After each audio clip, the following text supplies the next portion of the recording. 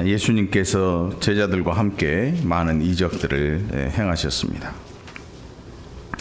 우리가 지난주에 살펴봤는데 인자가 다른 사람들의 손에 넘겨지리라.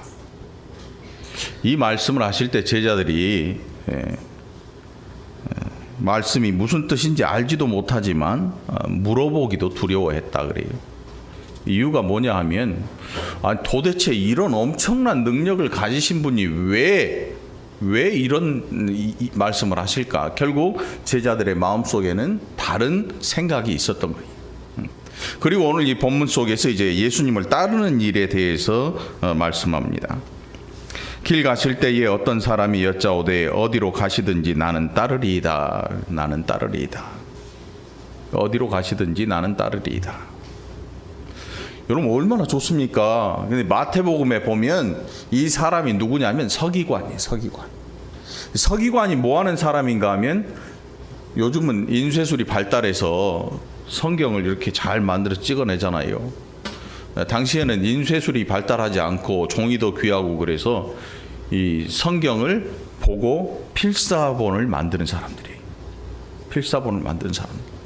그러니까 이 사람들은 정신적으로 굉장히 멘탈이 강한 사람들이에요. 그렇지 않으면 이 일을 할 수가 없어요.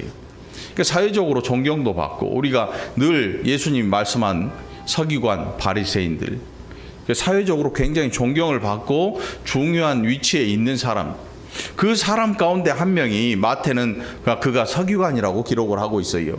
서기관. 그래서 이 서기관이 이 사회적으로 굉장히 중요한 위치, 예수님과는 도무지 비교도 안 될 정도의 사회적인 위치가 있는 사람이 예수님을 향해서 오늘 본문 속에 말을 합니다. 길 가실 때 어떤 사람이 여짜오되 어디로 가시든지 나는 따르리이다. 교회에 있는데 어떤 높은 장관이 오더니 나는 이 교회에 나오겠습니다. 나는 목사님을 죽어도 따르겠습니다. 으쓱하겠지요. 장관이네? 야, 장관이네? 으쓱할 거예요. 그런데 예수님 뭐라고 하시는가 하면 여우도 굴이 있고 공중에 나는 새도 집이 있는데 인자는 머리 둘 곳이 없다. 다시 말하면 나 아무것도 없어. 그래도 너 올래. 서기관이 본 장면은 뭐였는가 하면 예수님의 엄청난 이적이었습니다. 그리고 그를 따르는 엄청난 무리들. 서기관은 아마 판단했을 것이에요. 마음속으로 이 정도면 내가 가도 되겠는데. 그래서 결심을 하고 말합니다.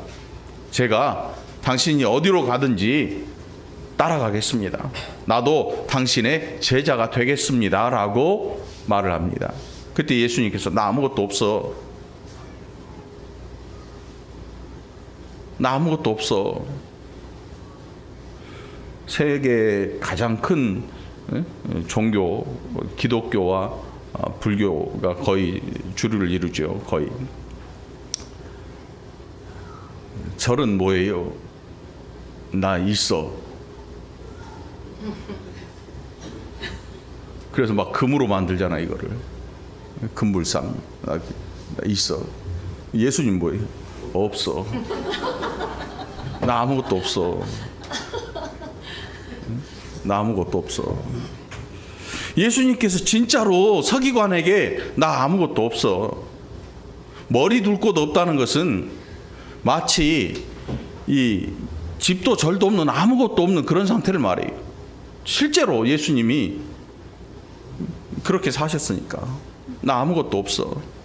서기관이 보기에는 엄청난 것을 소유할 수 있을 것 같은 기분으로 그것을 말했죠. 나 당신 따라가겠습니다. 어디로 가시든지 내가 따르겠습니다. 그런데 예수님 나 아무것도 없어.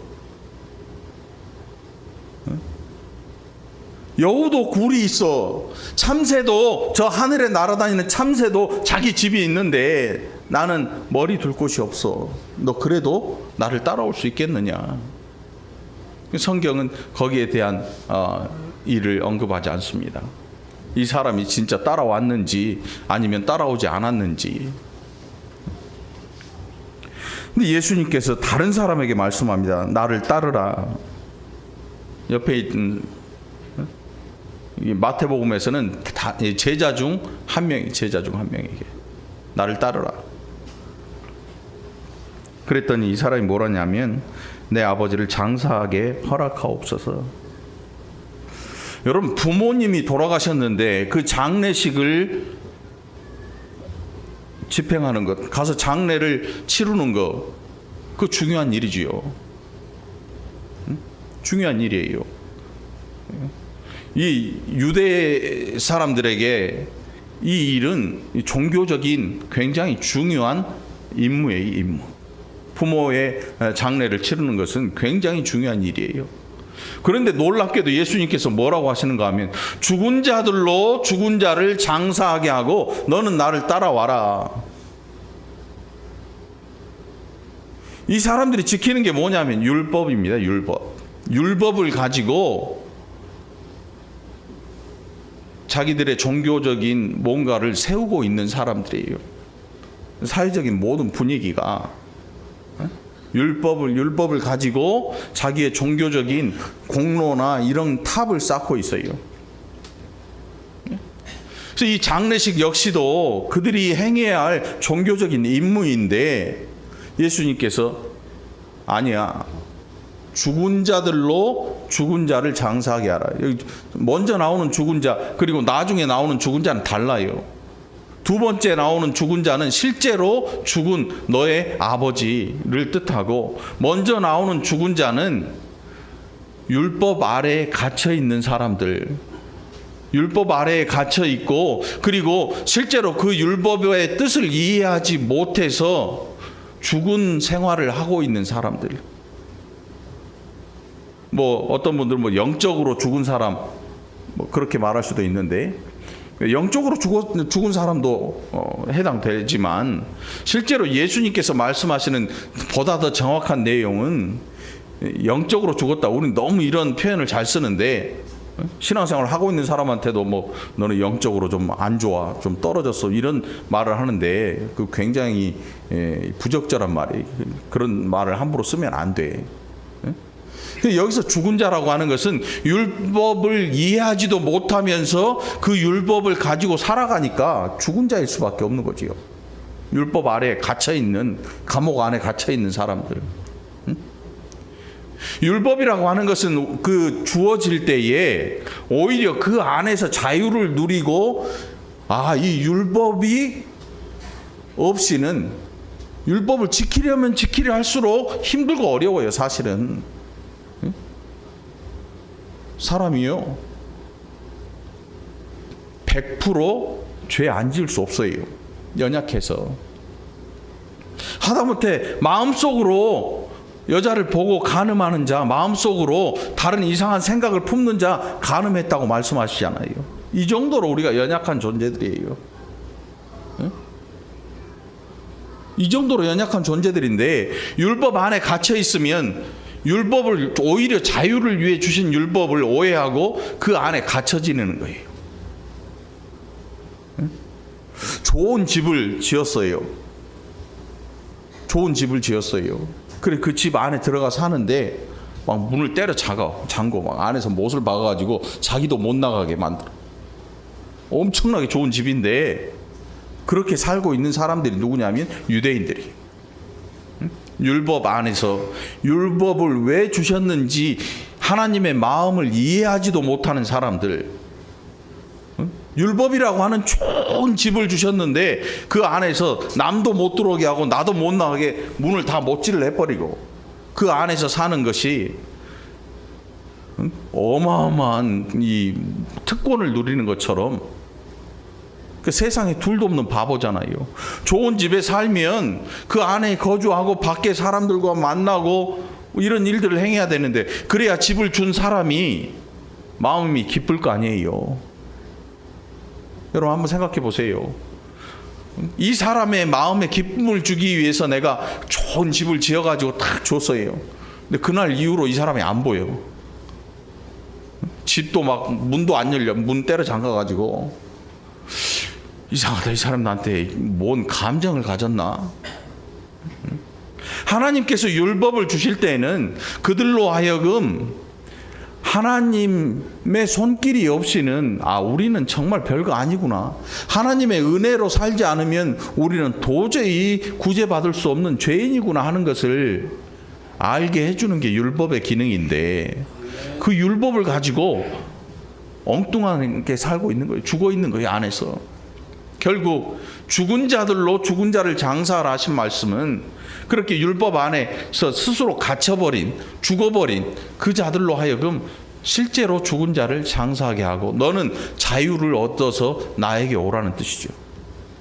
나는 길이요 진리요 생명이니 또 진리가 너희를 자유케 하리라 말씀하신 것처럼, 너는 죽은 자가 되지 말고 나에게 와서 자유자가 되어라. 그리고 죽은 자가 되지 말고 나에게로 와서 산 자가 되라. 산 자가 되라.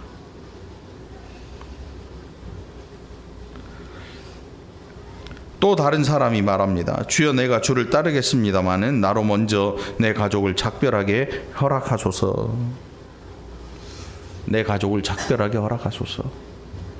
여러분, 당시에 남자가 가정에서 빠져나간다고 하는 것은 이 가정의 생계를 내던져버리는 거예요. 이 가정의 생계를 책임지지 않고 가버리는 거예요. 그러니까 이 중요한 일이 아닐 수가 없잖아요. 가서 요즘 이렇게 하는 남자 없을걸? 이렇게 하는 남자 없잖아요. 나 가정을 떠나겠습니다. 가정을 파탄 내겠습니다. 가정을 떠나겠습니다. 이런 사람 없지요. 시대가 다르니까. 지금 실제로 제자들 가운데 베드로, 안드레는 그물 씻다가 베고 그물이고 다 놔두고 그 자리에서 예수님을 따라 나온 사람들이 모든 것을 버리고 주를 따랐어요. 실제로 그런 사람들이 있어요. 그런데 이 사람은 뭐라고 하냐면, 내 가족과 작별할 시간을 주세요. 이 사람은 가면 못 와요. 그 형편이 어떤지 우리는 알 길이 없어요. 그러나 중요한 것은, 여러분, 예수님을 베드로와 야고보, 이 안드레가 버리고 모든 것을 버리고 예수님 따라왔는데 가족하고 단절이 아니야. 단절이 아니야. 그리고 그 유대 고을들 하루 이틀은 다 다녀요. 워낙 좁은 동네라. 충청도만한 나라니까 걸어서 하루 이틀 3일이면 못 갈 데가 없어요. 다 갈 수 있어요. 예수님과 함께 동행했던 베드로를 보면 그의 장모가 병들었을 때 예수님이 고쳐주시잖아요. 예수님을 따라갔다 해서 너 나 모르는 사람이야가 아니야. 연락도 되고 예수님의 그 이름이 곳곳에서 들려지니까 어디에 계시는지 입소문으로 다 금방 들어와요. 예수님 지금 벳세다에 계신데, 저쪽에 계신데, 여기 계신데, 다 알 수 있지요. 장모가 병들었을 때 예수님이 병도 고쳐주셨으니까 단절이 아니잖아요. 근데 이 사람은 단절을 생각해요. 나 이 예수님 따라가면 이제 내 가족하고 끝이다 라고 생각을 하는, 단절이 아니지요. 이 사람 속에는 지금 어느 것이, 요즘 유행하는 말 있잖아요. 무엇이 중요한디? 요즘 누가 그랬는지 몰라도 유행어가 있더라고. 무엇이 중요한디? 이 사람에게 중요한 건 뭐냐면 지금 가족이야, 가족. 베드로와 안드레에게 가장 중요한 게 보인 게, 그들이 잘못 보았을지라도 그들이 버리고 따라간 이유는 예수님이면 되겠다 싶은 거예요. 그러니까 계산 안 하죠. 계산할 필요도 없었고, 이 그물 이거 다 버려둘 수 있는 이유는 예수님이면 되겠다 싶어서 따라 나선 거예요. 모든 걸 버리고. 그런데 여기에 나오는 이 사람, 우리가 얼핏 보면 그럴듯해요. 가족에게 작별하고 오겠습니다. 작별 인사하고 올 테니까 허락해 주십시오. 근데 예수님께서 뭐라고 하시냐면, 손에 쟁기를 잡고 뒤돌아보는 자는 하나님 나라에 합당하지 않다. 하나님 나라에 합당하지 않다. 여러분, 얼핏 생각하면 잘 이해가 안 되잖아요. 아니 왜 가져가고 좀 인사 좀 하고 오면 안 될까요? 근데 이거는 인사 정도가 아니고 자기가 떠나야 되는 일에 대한 이 계산을 다 하고 오겠다는 거예요. 나 이런 일도 이렇게 하고 저런 일 저렇게 하고. 이 사람에게 있어서 중요한 것은 예수님을 따르는 이것과 가족과 헤어져야 하는 이 일이 지금 그의 인생에 저울질되고 있고 그를 힘들게 하는 거예요. 예수님의 제자로 불리움을 받은 사람들은요, 마태는 세관 앞에 앉아 있다가 나를 따르라 하실 때 그냥 벌떡 일어나서 따라온 사람이에요. 예수님 저 돈 벌어온 거 지금 챙겨야 되는데, 지금 이것도 챙기고 저것도 해야 되는데, 바로 걸어 나온 사람이에요. 바로 세관 앞에 앉아 있다가 따라 나온 사람. 응? 예수님의 12제자 한 명은, 이 유다는 예수님 판 제자이지만 나머지 11명은 정말 가진 것도 없고 또 가진 거 있는 사람도 있어요. 학벌도 없고 또 학벌 있는 사람도 있어요, 이 안에. 그런데 그들의 특징이 뭐냐면 그냥 따라온 사람들이야. 지금 예수님을 따라간다고 하는 것은 오라 그러면 그냥 가버린 사람들, 따라온 사람들, 그들이 지금 제자로 있는 거예요. 그 외에 사람들이 제자로 들어오지 못하는 이유는 예수님께서 아니야 나 제자 12명만 받아 이렇기 때문이 아니라 그렇게 따라 나서는 사람이 없는 거죠. 너 나를 따르라 할 때 아니요 나 지금 가져가고 금방 정리하고 올게요. 이렇게 해서는 그 나라를 위해서 일할 수 없는 사람들. 그래서 하나님 나라에 합당하지 않다. 여러분 만일 이 말씀을 우리 시대에 딱 놔두고 적용을 시킨다면 어떻게 될까요? 이 말씀을 가지고 이단들이 이걸 많이 써먹어요. 이단들이 그 재산 다 뺏고 저 산 위에 올려놓고 혼자 살게 만들고 그게 마치 엄청난 일을 하는 것처럼 머리를 막 붕붕 울려가지고 그렇게 만들어요. 근데 사실은 이게 우리 시대에 말씀 그대로 적용되면 큰일 나요. 이 말씀은 이 시대에 그대로 적용될 수 있는 말씀이 아니야. 이 시대가 어떤 시대냐면 메시아가 실제로 사람의 몸을 입고 이 땅에 오신 시대란 말이에요. 예수님이. 그래서 지금 하시는 일이 뭐냐면 죽으러 오신 거예요. 죽으러. 그래서 머리 둘 곳이 없는 이유가 뭐냐면 죽으러 오신 목적이 있기 때문에 뭔가를 가질 이유가 없는 거예요. 만일 이 땅의 왕이 되려고 오셨다면 많은 사람들을 끌어모으겠지요. 군대도 만들고 로마와 전쟁할 준비를 하겠지요. 그런데 예수님이 이 땅에 오신 목적은 그게 아니에요. 그래서 제자들에게도 너희 신발도 2개 가지지 말고 옷도 2벌 필요 없고 지팡이 그리고 전대도 가지지 마. 돈주머니 그거 필요 없어. 왜냐하면 돈 가지고 일하러 오시지 않았거든요. 그런 의미에서 이 시대에 이 말씀을 그냥 적용시켜 버리면 너무 뭔가가 안 맞아요. 실제로 메시아가 하나님과의 약속을 이루기 위해서, 하나님의 뜻을 이루기 위해서 이 땅에 오신 그 시대에 제자들 부르시잖아요. 여러분 이 시대에 누가 자기 제자를 불러요? 제가 보니까 제자 훈련이라 그래가지고 사람들이 제자 훈련 공부를 하면 다 자기 제자라 그러더라고. 예수님의 제자들과는 차이가 있죠. 학교에서 선생님이 학생을 가르치는 제자로서의 관계가 성립은 되는데 교회 안에서 과연 나는 너의 스승이다. 제자 훈련의 관계를 통해서 너는 내 제자다. 이렇게 말할 수 있을 것 같지는 않아요. 제자로 부르심은 입은 사람은 이 사도들밖에 없어요. 제가 성경 공부를 여러분 가르치면 저의 제자가 되나요? 아니, 구조적인 문제가 생겨요. 이 제자. 구조적인 문제가 생겨버려요. 이 계단이 되거든, 계단이. 결국 오늘 이 본문의 말씀에서 세 부류가 나오지요. 서기관. 나 어디로 가든지 따르겠습니다. 그런데 어떡하니 나는 가진 게 아무것도 없는데. 서기관 사회적인 지위가 있고 명성이 있고 존경도 받고 하는 예수님 따라오면 어떤 뜻이냐면 너 모든 걸 잃게 될 거야. 왜? 나는 아무것도 없거든. 나는 명예도 없고 존귀한 자도 아니고 사회적인 명망이 있는 그런 사람도 아니야. 그런데 너 나를 따라올 수 있겠느냐? 두 번째 사람은 내 아버지를 장사하게 하옵소서. 그래, 너의 아버지를 장사한다면 너는 그 안에 갇힌 죽은 자야.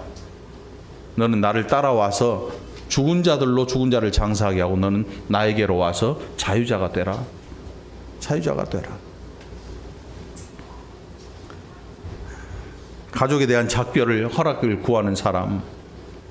너는 지금 쟁기를 잡고 있지 않느냐?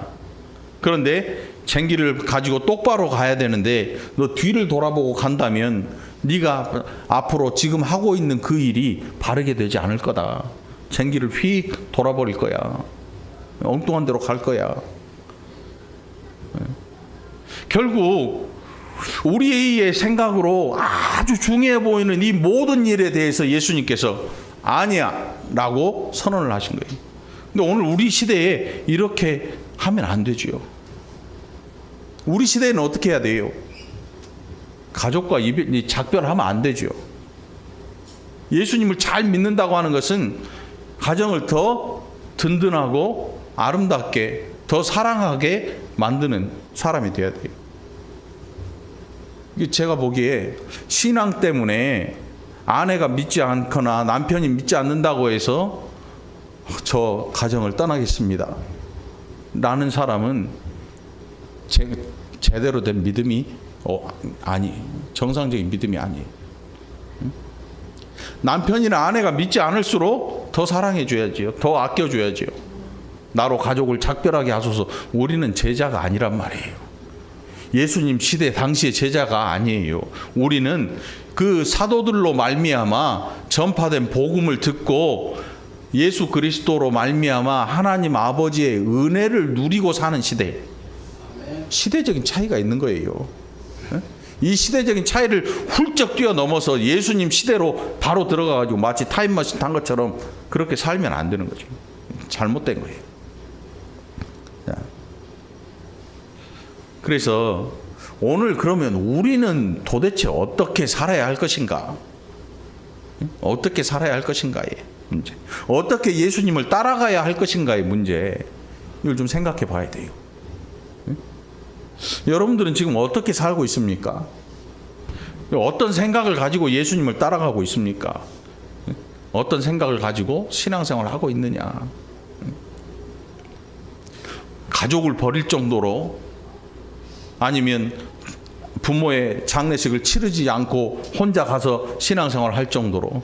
근데 세상에는 이런 분들 많아요. 어쩔 수 없어서 이 장례식 참석 못해. 저처럼 미국에서 올라오는데 비행기가 없어. 부모님의 운명이 돌아가셨다는 소식을 들었는데 비행기가 없는데 어떻게 오냐고. 또 같은 하늘 아래 있으면서도 장례식 못 간 분들 많아요. 연예인들 가운데. 연극 배우들 보니까 공연 일정이 쭉 잡혀 있어. 공연을 하고 있는데 돌아가셨다 그래. 어떻게 가? 못 가. 목사님들 중에도 그런 분들이 있어요. 주일 예배 드리고 있는데 저 뒤에서 교회 성도님이 종이로 부모님이 돌아가셨대요. 설교하는 중에 이걸 보여주는 그런 분도 있고. 뭐 장례식은 내 의지로 안 간 게 아니고 못 갈 수 있는 일들이 숱하게 많아요. 못 갈 수 있는 일들이 숱하게 많아. 결국 예수님께서 지금 이 세 사람에 대해서 말씀하는 모든 내용은 뭐냐면 내가 너에게 어떤 존재이냐, 너 나를 무엇을 보고 따라오려고 하느냐. 다른 제자들은 그냥 왔어요. 그냥. 그런데 다른 제자들과 다르게 이 사람들은 뭔가를 걸어요. 이것도 해야 되고요, 저것도 해야 되고요. 아니야, 그렇게 해서는 나를 따라올 수가 없단다. 응? 오늘 여러분 예수님을 믿는다고 하는 것, 여러분들은 무엇 때문에 예수님을 믿습니까? 무엇 때문에? 어떤 분은 병 고침 때문에 예수님을 찾아온 사람도 있습니다. 어떤 분은 아주 쫙딱 망해가지고 예수님 찾아온 분도 있습니다.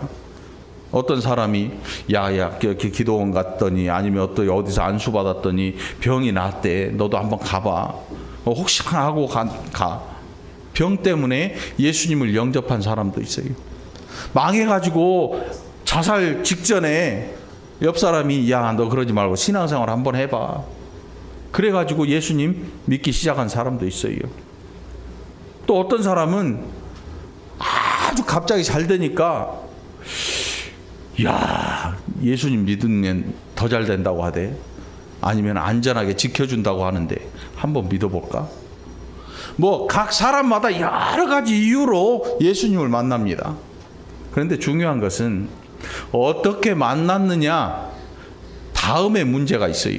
어떻게 신앙생활을 하느냐, 어떻게 사느냐의 문제예요. 어떻게 사느냐. 사실 이 우리나라 기독교에서 어떻게 사느냐의 문제를 너무 등한시했어요. 어떻게 사느냐의 문제가 없어요. 어떻게 모으느냐의 문제는 있는데 어떻게 사느냐에 대해서는 잘 얘기를 안 했어요. 그게 우리 교회들의 모습이에요. 굉장히 힘들어졌잖아요. 어려워지고. 자, 여러분 예수님을 따라가십시오. 그런데 거기에는 아무것도 없을 수 있습니다. 거기에서는 때로 아버지의 장례식을 못 갈 수도 있습니다. 가족과 인사를 나누지도 못하고 나 떠난다는 말도 못할 수 있는 그런 일이 신앙생활입니다.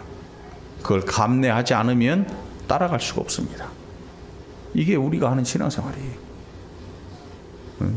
때로 너 예수 계속 믿으면 너 죽어. 순교의 자리도 갈 수 있어요. 나라가 어떻게 변할지 아무도 모르니까요. 그 시대가 어떻게 변할지 아무도 알 수가 없어요. 죽어. 여러분 어떻게 할 것 같아요? 너 지금 절 안 하면 죽어. 여러분 절 하겠습니까? 지금 장담 못해요. 아무도 장담 못해요. 그래서 중요한 거야. 어떻게 따라갈 것인가? 어떻게 갈 것인가의 문제가 그래서 중요한 거예요. 이거는 훈련으로 되는 일이 아니에요.